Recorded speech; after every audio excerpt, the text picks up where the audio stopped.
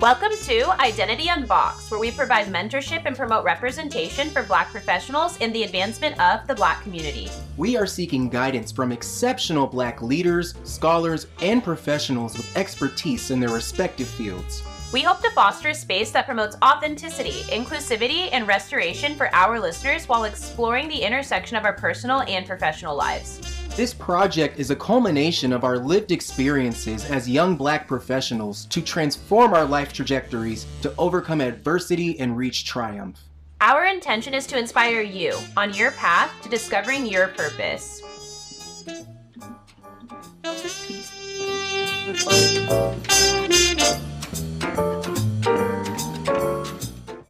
Well, hello, Regina. Thank you so much for joining us for this episode of Identity Unboxed. We're so excited to have you here. You are currently the Chief Impact Officer at United Way, King County. You've had an expansive career as a legal advocate. You were the former Executive Director for the Washington State Women's Commission, former CEO of YWCA Spokane, and you have accomplished so much, and we're just super excited to have you. And our first question for you today is, can you share with us about your personal journey with identity and how it's informed your career?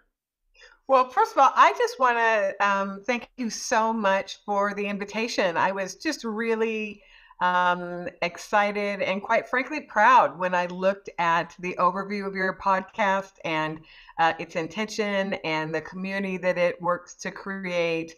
And what I perceived as the Black excellence that it is working to help build and uplift. And so I'm just really, grateful and proud to have an opportunity to be a part of your vision and this podcast journey. So thank you. So kind of my personal journey with identity and how it's kind of informed both my life and my career. So my father's family is originally from New Orleans. My mother's family by way of South Dakota and Sweden. I am a Southern California girl, but both of my parents were born in Casper, Wyoming, where I feel like there's a total of 5 Black people. And while I was born and in Southern California, my parents moved back to Wyoming early in my elementary school years. And this was in the early 70s. And Casper, Wyoming is a very, very, very difficult place to be a little Black girl with an afro in the early 70s, right? And it wasn't until high school when I had the opportunity to go down south and visit family who worked at a historically Black university that, it's almost like my identity shifted overnight. I went from literally having to often fight physical battles and the inward and just constant erosion of my sense of self to being in this environment at Oakwood College and Oakwood Academy where, I was fully embraced and affirmed for, who I was. And it was just this transformative experience. And so I often have said, I just don't even know who I'd be had I not had that opportunity. But, there also is this moment, I think that, many people who attend primarily white institutions growing up or live in communities where they are the only. I know that, Tiana and Brad, we talked a little bit about, being the only or one of a few Black students in all white schools. And there's a great book, which you probably know, Why Are All the Black Kids Sitting at the Same Table in the Cafeteria, that really speaks to that issue. But, there can be this issue of, white folks saying, you're not one of us. And then occasionally in some Black communities, Black folks saying, well, you're not really one of us. And while I did not encounter that, with the exception of just, a couple of folks, what I did really come to realize is that, I'm really proud of who I am and all of my Blackness, right? And there is no one way to be Black, We know that the Black community is not a monolith. And I think a lot of people early in their life and early in their career struggle with that. And so I think I wanted to start with that because I think um, it's just so important to know that, the only person you have to be is you.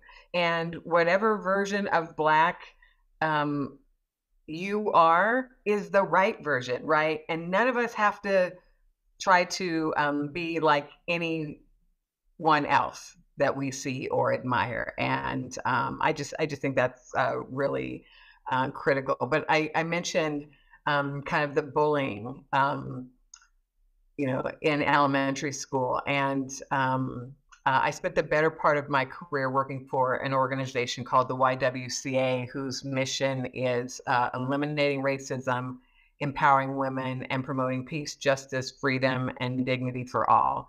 And when the YWCA and I met, I'll say, I just immediately knew that I wanted to vest my career in that organization's mission because it spoke so profoundly to these two issues that I cared so deeply about, one of which was eliminating racism and the other which was empowering women. I was unfortunately in a very abusive marriage in my early 20s and had the, again, just unfortunate, experience of being personally affected by domestic violence. And so having the opportunity to work in an organization, that met women and kiddos, mostly women, not always, but women and families at what oftentimes was the most traumatic moment in their lives, and be a part of kind of their finding hope and housing and healing.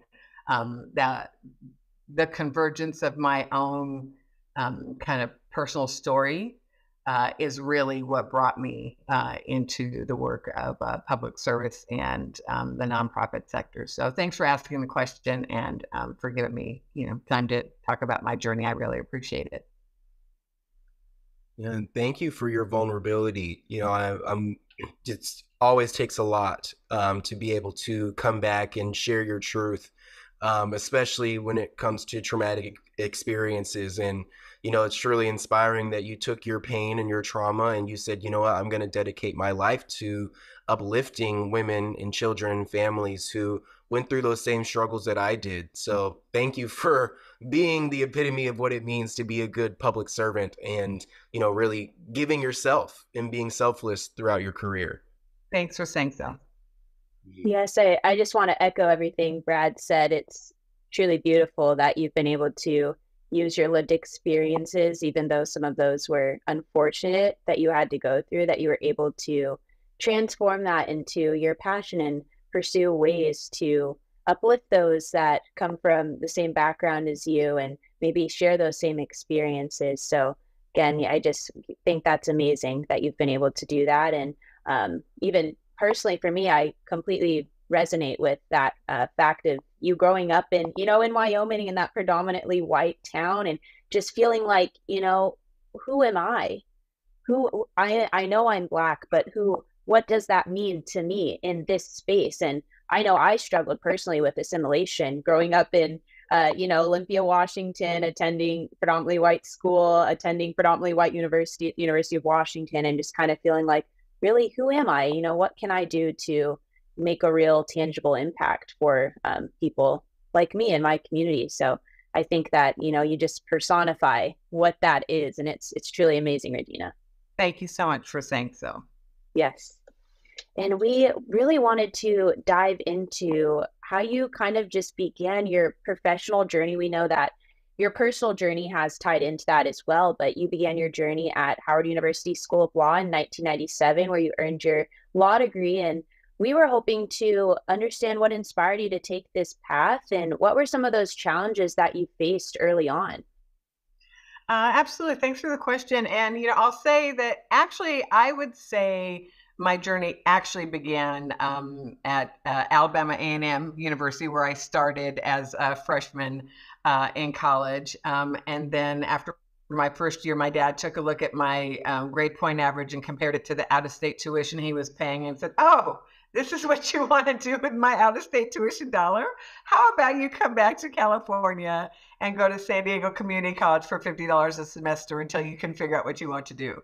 And so I did that, and met what became my husband, and ended up, being married and having children. And ultimately graduated from San Diego State University 10 years later, before entering Howard. So Howard is such an important part of who I am, and I'm so proud to be part of its legacy. But I really do believe that kind of my journey starts earlier than that. So wanted to kind of give credit to those institutions that helped get me to Howard. But it really was the experience of, being a single mom, having, left this abusive marriage, and finding myself in a moment where I needed to apply for public assistance. And took me a long time to do that because there was so much kind of shame embedded around the idea of that. And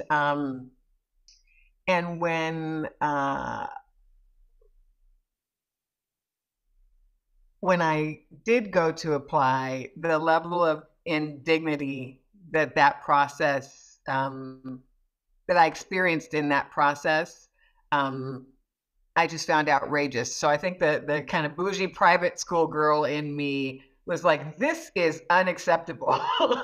At the same time, I also needed the help. And quite frankly, I think that because I maybe didn't fit, their stereotype of who, they thought should, be applying for public assistance, I think that also impacted the way that I was treated when I went to apply for assistance. So having said that, I just, what I realized is that poor people are really, really disrespected in our nation, and particularly people who are the most vulnerable in need of assistance. So that was kind of a starting point. And then I had the just great opportunity to meet an amazing civil rights advocate, Marian Wright Edelman. She was the first Black woman admitted to the Mississippi Bar Association. She was president and founder of the Children's Defense Fund, which is a social justice, social policy advocacy organization in Washington, D.C. And she came to speak at the University of California, San Diego, when they were opening the Thurgood Marshall College.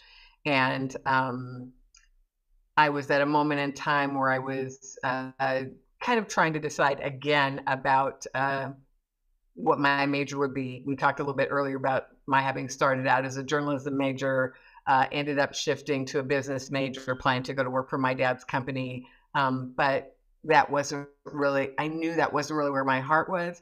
And when I met Mrs. Edelman, kind of the confluence of the lived experience I was having at the time, the social issues that were impacting my life and that of myself and my children, and then just the social issues I saw happening in the world, right? When I met Mrs. Edelman, she's just this incredible orator and champion for children and families. And I just immediately was like, I want to be her when I grow up. And so, so really it was Mrs. Edelman and my own experience with, kind of injustice, I'll say, that inspired my desire to attend Howard. And I don't recommend this for folks who are really interested in being lawyers, but I only applied to Howard. I decided that if Howard didn't take me, it meant I was not intended to be a lawyer. And but for me, Howard University School of Law really was where all of the great social, legal architects came out of, and where some of our nation's biggest and most important decisions come from. So for me, Howard was always the only choice. And also, I'd heard a lot about kind of the cutthroat, ultra competitive nature of law school. And I knew that as a single mom with a 5 and a 7-year-old, that I could not thrive in that environment, and that I needed to be in a place where I would find support. And I just instinctively knew that I would find that at Howard, at a historically Black university, in a way that I knew I would not somewhere else. So that's kind of what got me to Howard.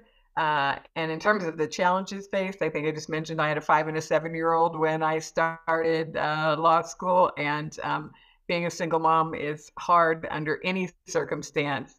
Trying to go to law school and do internships and work to help supplement the student loans.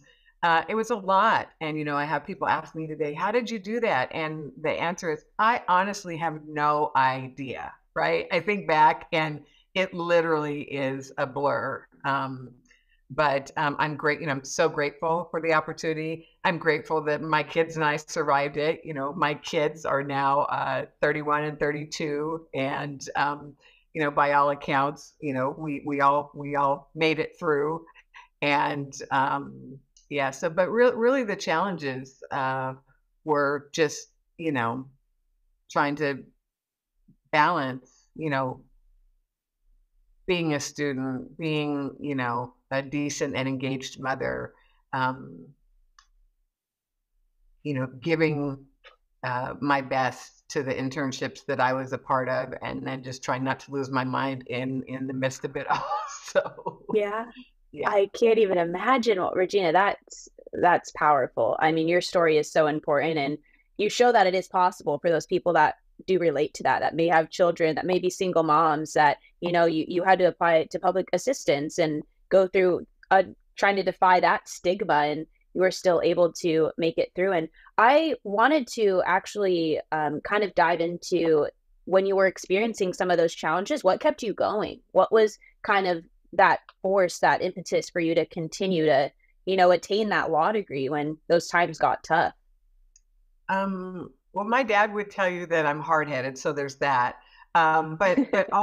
But also it was really important to me. I had a very clear view of the kind of impact that I wanted to make on the world, and the genuine change that I wanted to help bring about in terms of the systems that impact families like mine at the time. And I had I was very fortunate to grow up in a household with enough, with more than enough.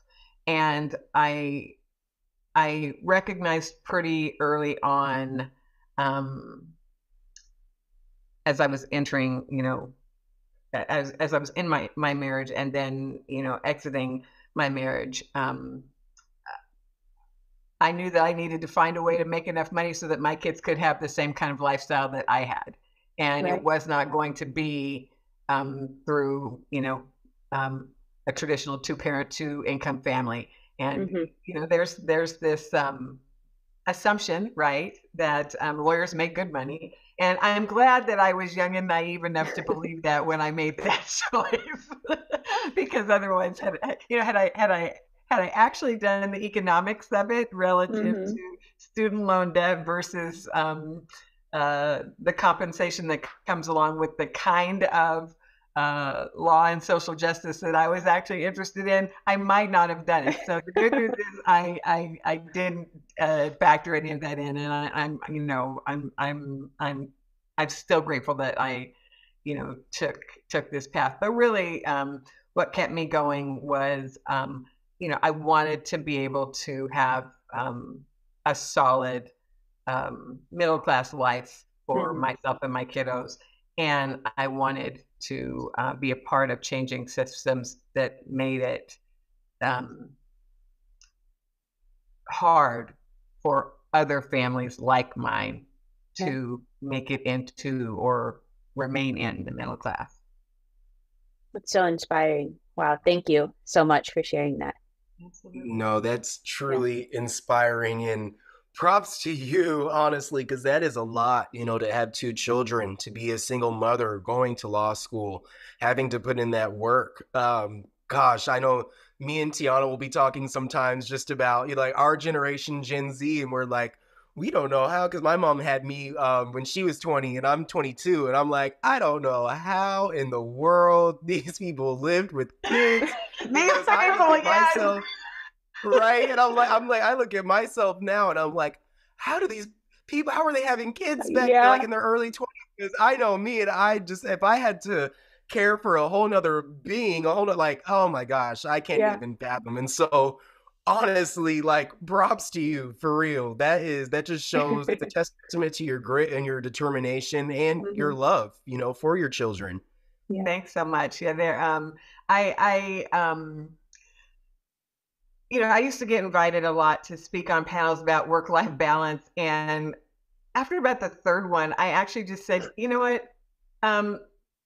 I just started saying no to them. And I said, it's inauthentic to talk about work-life balance. I had no work-life balance. And you cannot do all of those things and do all of them well. And the truth of the matter is, I absolutely feel like there was a personal cost to my family of my trying to manage, trying to do all of those things. And, have spent a number of years in therapy kind of working on that. But you do the best you can at the time, based on what you know. And so if I had it to do over again, I probably would do it a little bit differently, but remain incredibly grateful for the opportunity. Like when I got the acceptance letter from Howard, it was literally, I'd been waitlisted, and it was literally 2 weeks before the start of classes. And I lived in San Diego. I had a, part-time summer job and public assistance. So I got my acceptance letter and literally had $600 in 2 weeks to get to Washington, D.C. And so it felt like a like Willy Wonka and the Golden Ticket, right? So and again, as we get older, we maybe don't take, as we get less comfortable with taking great big risks like that, right? So I'm grateful that I was, young and relatively fearless, probably a little bit foolish, but thankfully it all worked out. I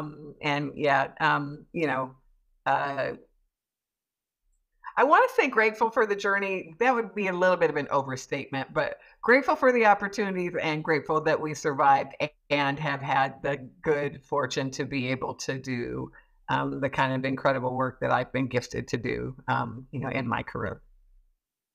Absolutely. That's amazing. And it's just like, I know sometimes people think, and we like look back at ourselves like, oh my gosh, like, how did I get through that? How did we do that? Yeah. Like, I was a little delulu. I was a little delusional. Like, I don't know.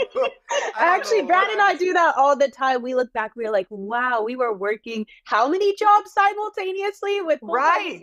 Like, it's not normal. It's not sustainable for one. It's not, but this is one of the things that I love. I'm going to say about your generation, and my daughter is a great teacher of this for me. I think that you all do a much better job of self-care and balance and boundaries, right? I don't think I knew what a professional boundary was until, just a few years ago.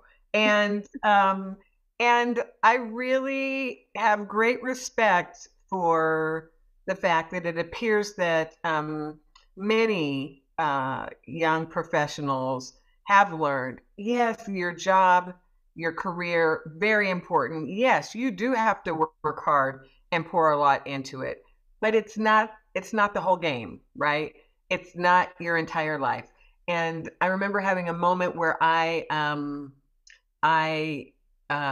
resigned from a job because I felt at conflict with kind of what our stated values were versus how I actually felt like we were living out our values.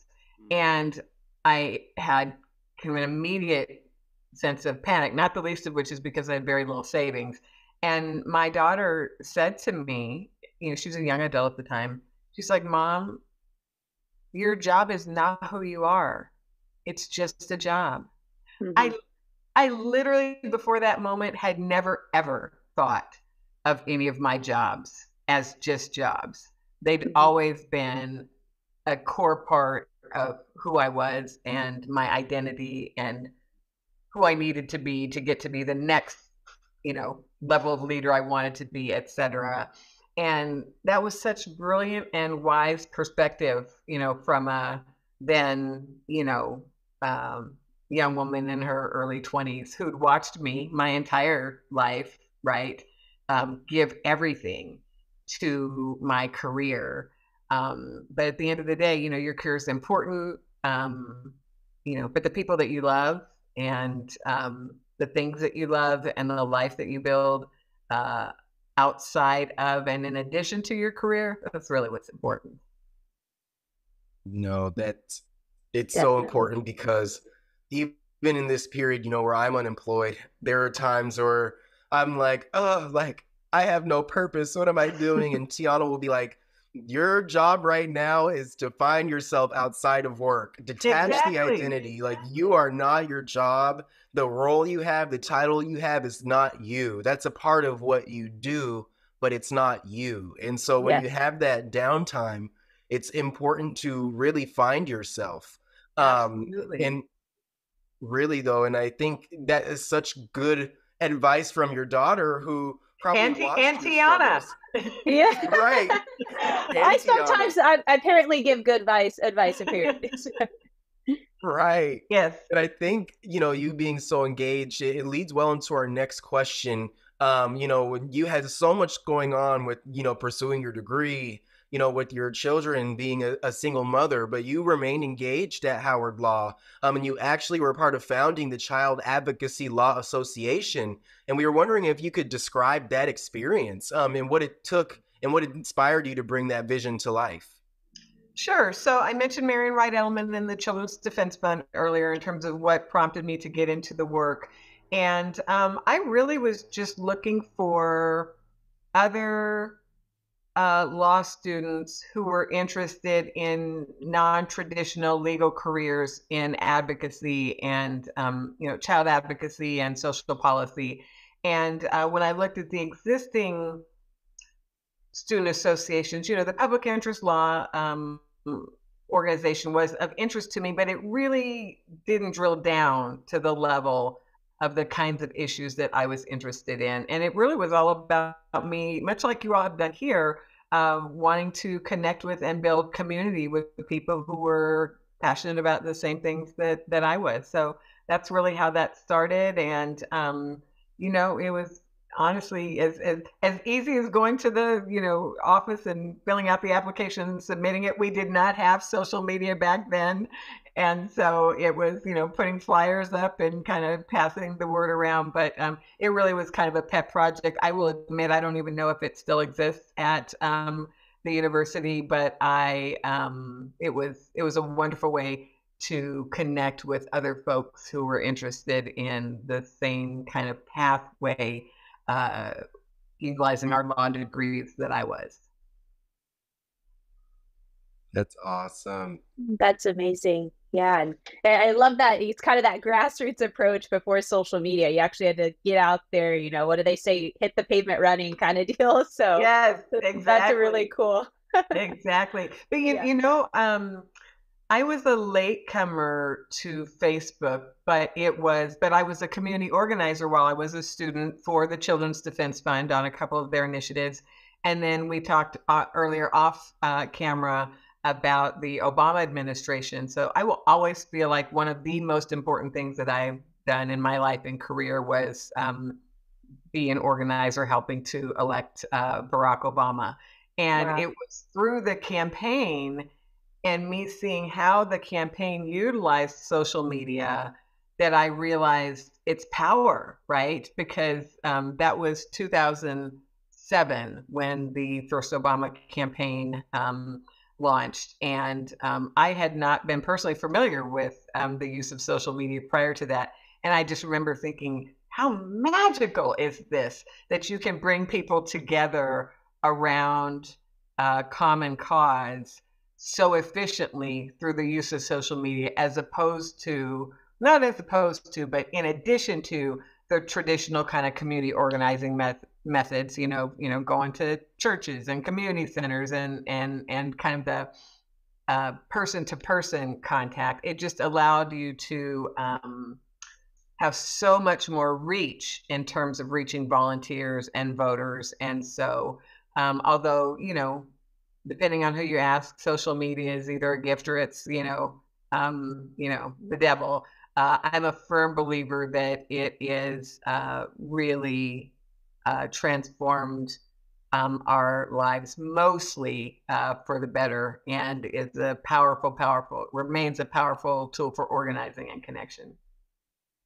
Most definitely. Yeah, I really love that you point out that there are benefits to social media, even though there, are some downsides as well. But it is really a space where people can convene from all over the globe, which is, you can't do that every day.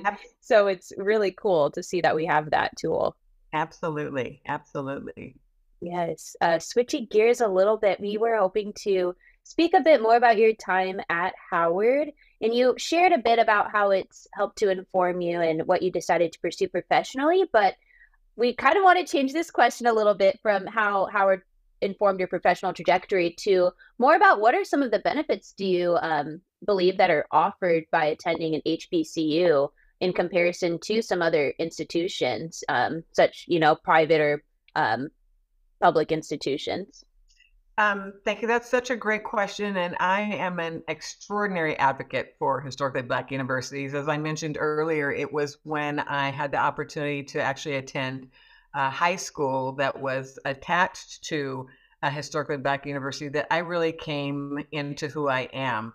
And so I found the HBCU experience to be one that was deeply affirming. It's a place where you could completely be yourself and be affirmed for doing so.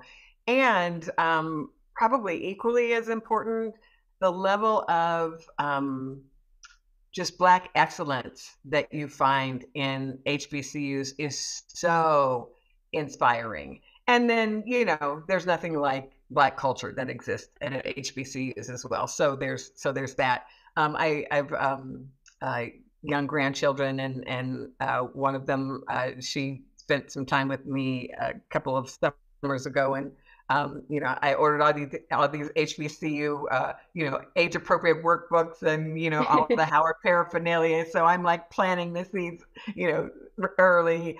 I just believe that there is nothing like the experience, not only the experience that you have while you're attending the HBCU, but they're like lifelong communities that you then become a part of. And so I think there's just something really extraordinary about that, really a gift. When I moved here to Washington, actually, one of the ways that I sought to try to meet other Black people, because I lived in a city where there was a very small Black population, is I put in the Facebook search Howard University alumni to see who would pop up. So yeah, just it's an experience that I think is one that every young Black person should have in one form or another at some point in time in their educational journey. That is so cool. Yeah, I remember the feeling of stepping into Black Student Union at, the UW and feeling that Black excellence, in the air, and just being able to be together and, collaborate in a space in your community. It's so special. Really. It's like a kind of an indescribable feeling. That's exactly it. Is an indescribable feeling. Yeah.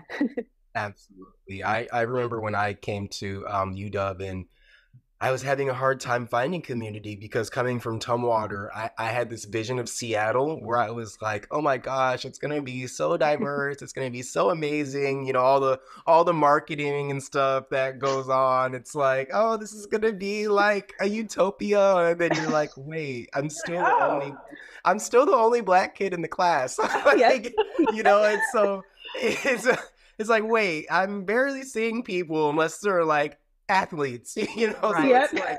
it's like Right. what's going on here? And so that's one thing that I told myself, if I could do anything differently, I may have gone to an HBCU just to have that experience, because I remember that feeling similarly, Tiana, of, you know, when I first came to UW, of going to Black Student Union and for the first time really feeling that safeness, you know, that space where it's like, wow, you know, we're here, we made it, and this is a space where we can really all connect and let our guard down. And you don't realize, like what Tiana was saying earlier, like the performance aspect that we put on in these predominantly white institutions. It's like a mask that we wear, and then when we're in those environments, when you can kind of take that mask off, it's like an indescribable feeling where it's like a weight off of your shoulders.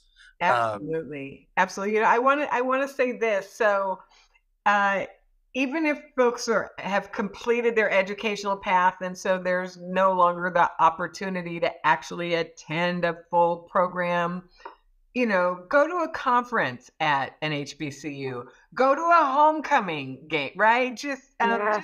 Just go soak in the experience, even if it's just for a weekend.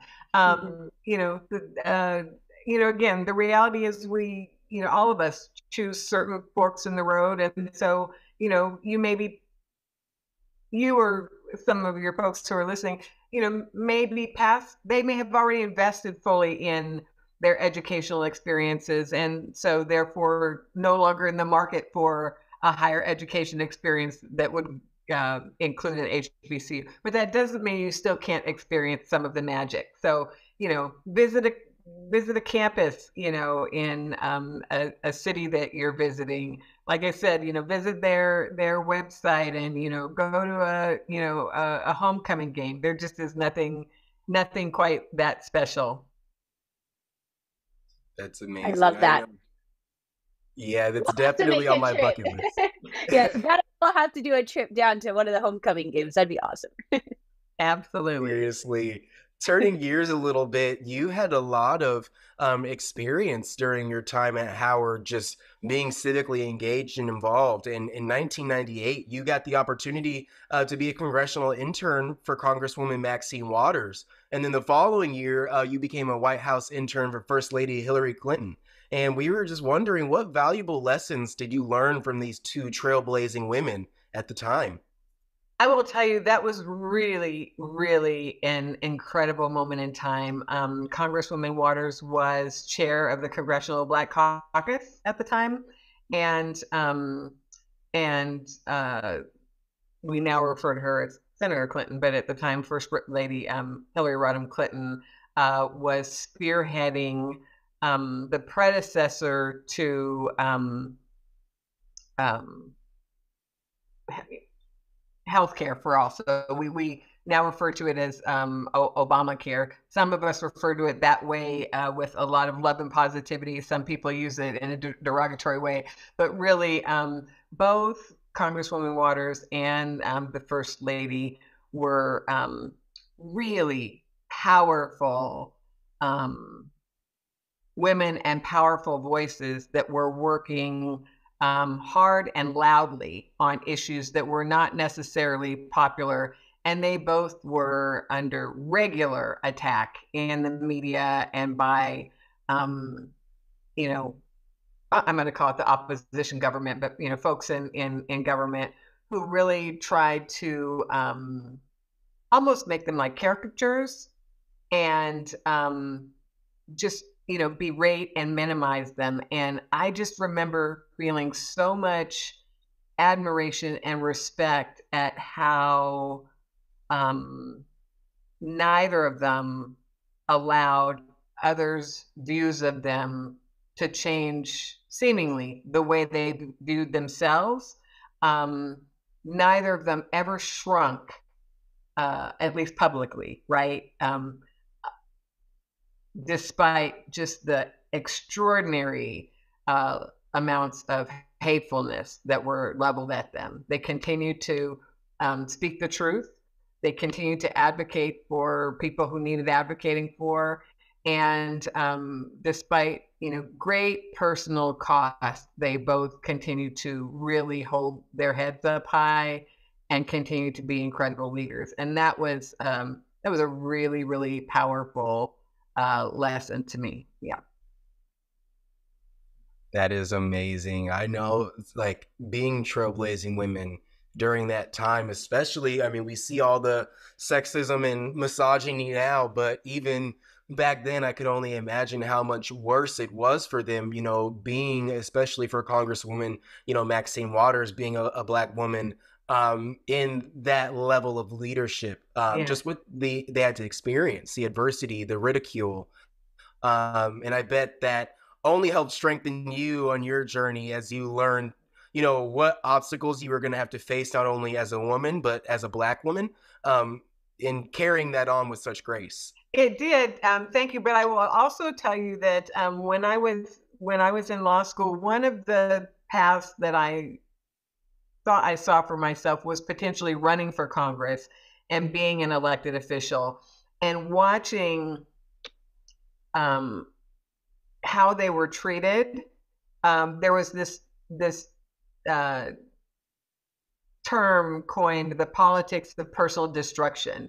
And I felt like I got a real kind of up close view of the personal sacrifice that many elected officials have to make just to become public servants or remain public servants.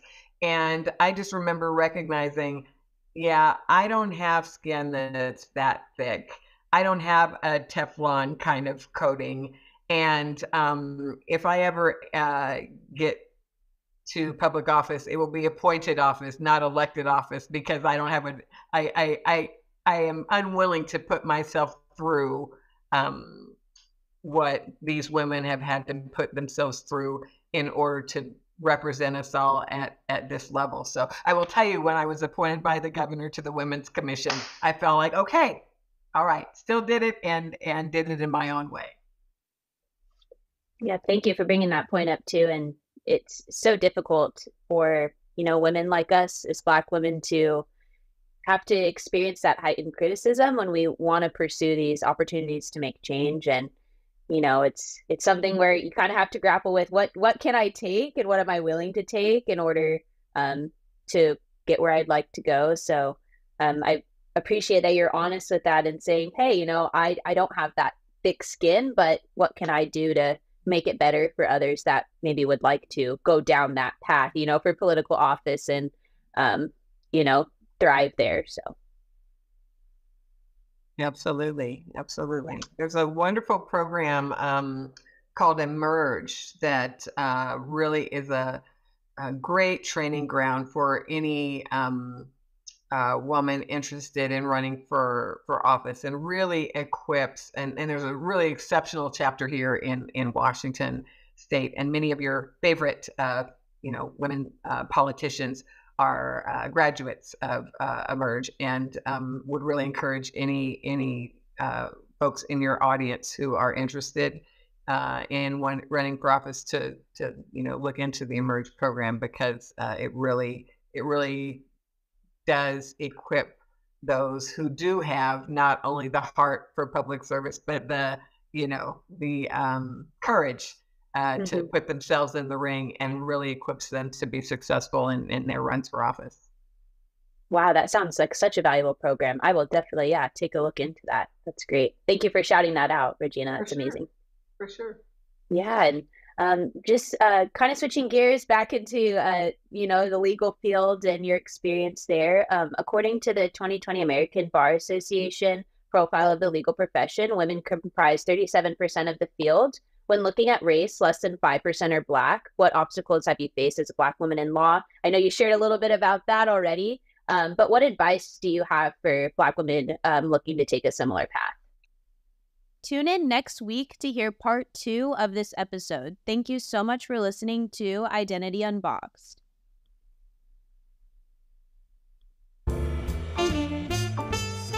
We are so grateful for your support, and thank you for listening to Identity Unboxed. Authenticity is your guide to cast an impact on the world that you will be proud of. Signing off with pride, Tiana and Brad. Thank you so much.